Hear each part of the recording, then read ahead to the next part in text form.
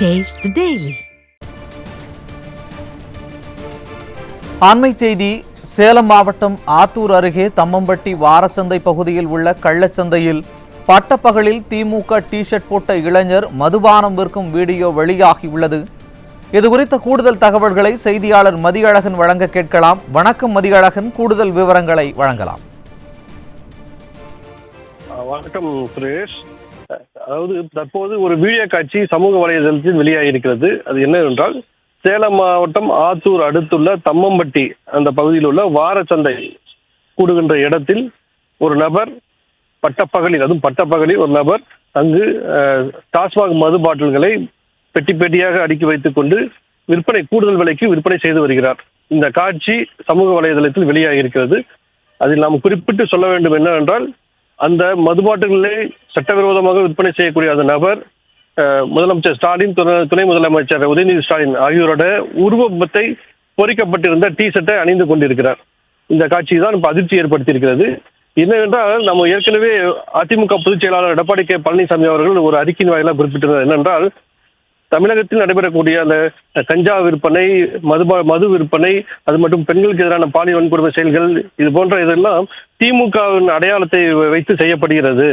திமுகவின் கொடியும் அதன் சின்னமும் இதற்கான குற்ற செயல்களை செய்வதற்கான லைசன்ஸ் போன்று அவர்கள் பயன்படுத்துகிறார்கள் என்று ஒரு அறிக்கை வாயிலாக குறிப்பிட்டிருந்தார். அதை நிரூபிக்கும் விதமாக தான் இந்த தினம் வெளியாகக்கூடிய இந்த காட்சிகளும் இருக்கின்றது. அது மட்டுமல்ல, நம்ம ஏற்கனவே செய்திகள் பார்த்திருப்போம். ஈசிஆர் ரோட்டில் திமுக கொடி கட்டிய ஒரு கார் பெண்கள் சென்ற காரை துரத்தி சென்ற சம்பவம் அது நம்ம பார்த்திருக்கிறோம்.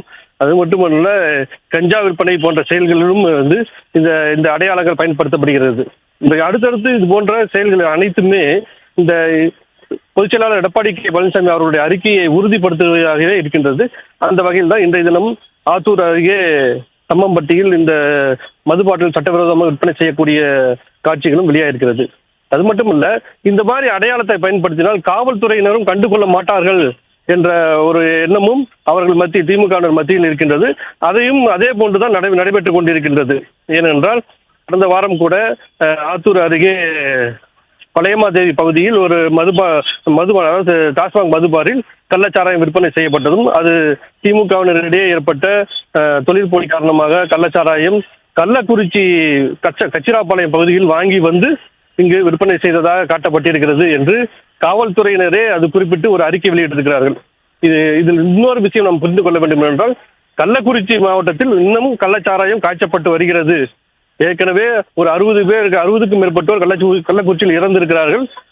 அதன் மீதும் நடவடிக்கை எடுக்கப்படாமல் இன்னும் விற்பனை செய்யப்பட்டு வருகிறது என்பது காவல்துறை அறிக்கையின் வாயிலாகவே நம்ம உறுதி செய்யப்பட்டிருக்கிறோம். அது மட்டும் இல்லாமல், நேற்று முன்தினம் கூட சேலம் மாநகர பகுதியில் அம்மாப்பேட்டை பகுதியில் மாணவர்களுக்கு விற்பனை செய்வதற்காக வைத்திருந்த கஞ்சாவும் பறிமுதல் செய்யப்பட்டிருக்கிறது. ரகுபதி என்ற ஒருவரும் அவர் கைது செய்யப்பட்டிருக்கிறார். சிறைக்குள் கூட கஞ்சா பயன்பட்டு இருக்கிறது என்பது கூட தற்போது செய்திகள் வாயிலாக வெளிவந்திருக்கிறது.